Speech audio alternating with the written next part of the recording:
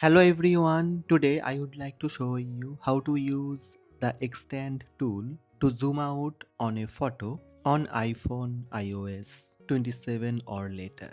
Let's have a look. First, open Photos app on iPhone and open the photo that you want to edit. Tap the edit icon at the bottom of the screen. Then you need to tap Apple Intelligence Tools icon. Tap Extend. Pinch to zoom out or adjust to add more to your screen. Simply pinch two fingers inwards. Then you need to tap Extend from bottom. Extending your photo. If it's possible to use the extend feature, it may take several minutes for Apple Intelligence to generate a new part of the photo. You will see a notification that reads, "Your photo has been extended. Tap to see the original."